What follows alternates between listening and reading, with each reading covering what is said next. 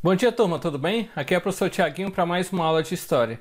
E hoje nós vamos terminar de entender o que foi a Reforma Protestante que iniciamos na semana passada. Nós vimos na primeira aula o que foi a reforma, os contextos históricos do início da Reforma Protestante e o que foi o luteranismo, né? O movimento de Martinho Lutero, que foi o primeiro dos movimentos da Reforma Protestante, a primeira igreja protestante a ser constituída.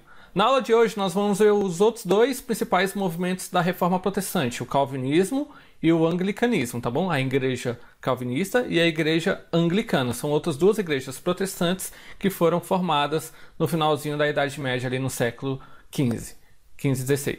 Belezinha? Então, para a gente entender a aula de hoje, a gente tem que ter em mente o que foi discutido na aula passada. Então, se vocês já esqueceram um pouco e tudo mais, retomem a primeira videoaula, assista a primeira videoaula, e aí, assim que terminarem, vocês partem para a aula de hoje. Belezinha? Vamos lá, então. A reforma vai se espalhar pela Europa, porque o movimento de Martinho Lutero era exclusivamente na Alemanha. Então, era ele discutindo uma reforma ali na Igreja Católica da Alemanha, como é que eles atuavam ali no contexto alemão. Então, a Igreja Luterana, o luteranismo em si ficou meio que presa ali na Alemanha. Só que as ideias de reformar a Igreja Católica, de mudar um pouco os ideais, a forma como estava conduzindo o poder pela igreja, vai se espalhar pelo restante da Europa. Então a reforma religiosa proposta por Lutero favoreceu a formação de outras igrejas protestantes em diversas regiões na Europa. Mas foi na Suíça e na Inglaterra que surgiram duas importantes doutrinas reformadas que até hoje contam com inúmeros adeptos, o calvinismo e o anglicanismo. Vamos lá então. A doutrina calvinista dessas duas igrejas, o calvinismo vai ser o primeiro que nós vamos falar um pouco. João Calvino, então, ele nasceu no ano de 1509, né, na França. Na universidade ele vai cursar o direito, né, entrou em contato com as ideias de Lutero e aderiu ao movimento reformista. Perseguido pelas autoridades religiosas na França, ele vai se mudar para a Suíça, onde escreveu Instituições da Religião Cristã. Nessa obra ele vai sintetizar as ideias de Lutero e de outros reformadores, né? A doutrina de Calvino, ou seja, da Igreja Calvinista, diferenciava-se em alguns pontos da proposta de Lutero. Calvino retomou as ideias de Santo Agostinho para desenvolver o princípio da predestinação. Segundo ele, Deus escolheu desde o início, né, os abençoados com a salvação e os condenados à perdição eterna. O homem, por sua natureza pecadora, não era digno de mudar essa decisão nem de conhecê-la. Para não viver angustiado, então, pela dúvida, o crente, né, a pessoa fiel da Igreja Protestante, deveria buscar sinais da graça divina, perseverando em sua fé e mantendo uma vida de virtudes e de obediência a Deus. João Calvino, então, é essa figura que está aí na tela de vocês, tá bom? Barbudo, assim, se vestiu um pouco como os católicos daquela época. Por qual motivo? Porque as igrejas protestantes nasceram das ideias da Igreja Católica, então tinham que manter algumas tradições importantes que eram adotadas no rito católico, né? O calvinismo. Como Calvino via os bens materiais adquiridos pelo homem como uma prova da bondade de Deus, seus seguidores passaram então a interpretar a riqueza como sinal da graça divina. Ou seja, quanto mais dinheiro você tem, é porque Deus quis. Basicamente é isso na ideia da Igreja Calvinista. Ou seja, a fortuna acumulada por uma pessoa revela que ela havia sido escolhida por Deus para a salvação. É uma ideia, galera, que vai adotar que de cara você vai ver que os ricos, os poderosos vão gostar bastante das ideias da Igreja Calvinista, porque não vai condenar a fortuna deles, né? Ou seja, eu posso ser rico e isso é um sinal de que Deus gosta muito de mim, né? Uma ideia que era muito da Igreja Calvinista, né? Essas ideias estimulavam a poupança e o trabalho. Para alguns autores, essa conduta contribuiu para impulsionar o desenvolvimento da economia capitalista nas regiões em que a adesão do calvinismo foi maior, como o norte da Alemanha, a Holanda e, posteriormente, os Estados Unidos, né? Então, aqui na obra nós temos Calvino se recusa a dar o sacramento aos libertinos, gravura do século XVI, que se encontra hoje na Biblioteca Pública e Universitária de Genebra, na Suíça, né? A imagem em si, olhando um pouco, né? Nós temos Calvino aqui no centro, né? Como se fosse no altar, uma pessoa do lado dele, cálices em cima desse altar e pessoas em volta, né? Então a imagem representa João Calvino na Catedral de Genebra, se recusando a dar o sacramento da comunhão àqueles que, segundo ele, não viviam uma vida virtuosa e de obediência a Deus, né? A Igreja Anglicana, então. Essas foram as ideias da Igreja Calvinista, né? A riqueza e tudo mais, a obediência a Deus Se você segue a Deus, você pode ser rico. Mais ou menos essas eram as ideias de Calvino, né? A igreja que nasce na Suíça. A igreja anglicana vai ter o início dela na Inglaterra, né? O principal movimento reformador naquele país nasceu sob a batuta do rei Henrique VIII, tá bom? Foi o Henrique VIII que vai ser o líder da igreja anglicana. Então o rei se torna o líder de uma igreja, né? Que vai subir ao trono no ano de 1509. Era casado com Catarina de Aragão, tia do imperador do Sacro Império Romano Germânico, Carlo V. O objetivo desse casamento era estabelecer uma importante aliança política entre esses governantes. Descontente com Catarina, a quem culpava por não lhe dar um herdeiro para o trono, Henrique pediu ao Papa Clemente VII que anulasse o casamento. Vocês sabem que na Igreja Católica não existe divórcio, né? Não existe separação. E era isso que Henrique VIII queria, né? Queria que o Papa desse a anulação do casamento dele para se divorciar, né? Para poder casar de novo. O Papa, porém, querendo evitar atritos com Carlos V, negou o pedido. Henrique VIII, contrariado, proclamou-se em 1531 chefe da igreja na Inglaterra.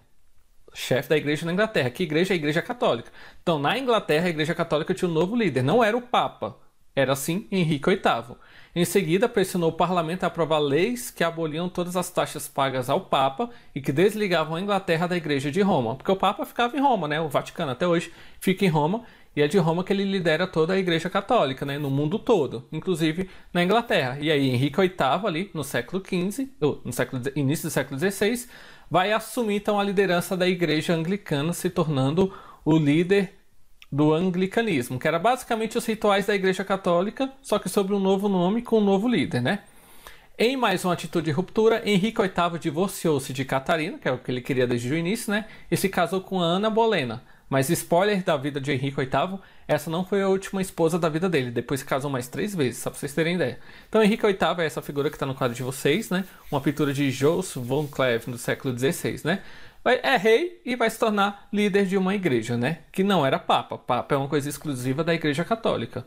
E aí você vai criar um nome qualquer, que no caso era o líder da Igreja Anglicana, né? Em 1584, Henrique VIII formalizou o rompimento com a Igreja Católica, proclamando o ato de supremacia, pela qual o rei se tornou chefe absoluto da Igreja na Inglaterra.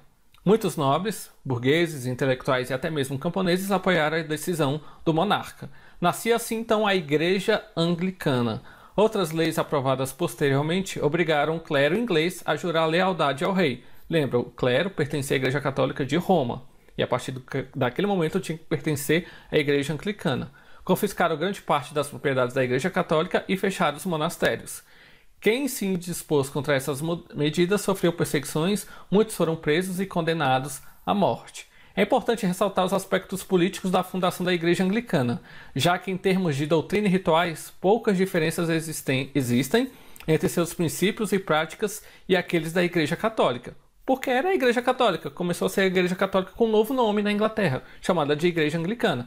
É claro que alguns rituais vão ser mudados. Se eu não me engano, o que é padre na Igreja Católica, padre na Igreja Anglicana vai poder se casar na Inglaterra, por exemplo, né? Então algumas mudanças de doutrina vão ocorrer entre essas duas igrejas. Nesse caso, tratava-se de um conflito de poderes entre a monarquia inglesa e a autoridade do Papa. Porque o Papa, naquela época, ele não era só um poder religioso, ou seja, só de comandar o que se falava sobre a fé das pessoas naquele período. O Papa também era um líder político, então ele comandava mais ou menos politicamente o mundo, além de religiosamente. E a Inglaterra queria dissipar esse poder, né? Queria separar esses poderes, né? Que o Papa cuidasse só da Igreja Católica como uma instituição religiosa, ficasse exclusivamente em Roma, e o poder político ficasse comandado a todos os reis, mandando e mandando do jeito que eles quiserem, tá bom? Então, assim, é a Igreja Anglicana, né? Basicamente, é uma Igreja Católica com outro nome na Inglaterra. Então, Anglicanismo, Calvinismo e Luteranismo foram as 3 principais igrejas protestantes que nasceram na Reforma Protestante. Mas aí eu pergunto a vocês, a Igreja Católica não fez nada para conter a Reforma Protestante? Ou seja, algumas pessoas estavam contestando a Igreja Católica, estavam fundando novas igrejas, e a igreja não vai fazer nada, vai ficar calada, não vai, pelo menos, escrever nada. Desde o século XV, o movimento de intelectuais católicos, né, ou seja, naquele momento ali que nasciam as igrejas protestantes, tentavam promover mudanças na organização da igreja e aproximá-la dos fiéis. Esse movimento se fortaleceu então com a criação das doutrinas reformadas, que conquistaram adeptos em grande parte da Europa. Preocupada então com a crise religiosa, a Igreja Católica tomou uma série de medidas com o objetivo de combater os abusos do clero, fortalecer a doutrina católica e conter o avanço protestante. Essas mudanças receberam o nome de Contra-Reforma ou Reforma Católica, e sua implementação demorou mais de 50 anos, né? Então, as diretrizes certinhos do que foi a Contra-Reforma ou a Reforma Católica, a gente continua estudando na próxima aula. Tudo bem? Turma, muito obrigado. Peço a atenção de vocês que, se ficarem com alguma dúvida, vocês podem me procurar no WhatsApp para tirar essas dúvidas. E seguem aquela dica que eu dei para vocês, assistam primeiro a videoaula, né? Para lembrar o que foi luteranismo, para entender o calvinismo e o anglicanismo, né? Essas três igrejas formando a grande reforma protestante. A Contra-Reforma Católica, o que a Igreja Católica fez para combater isso, nós vamos ver na nossa próxima aula. Abração, turma, fiquem com Deus e até uma próxima.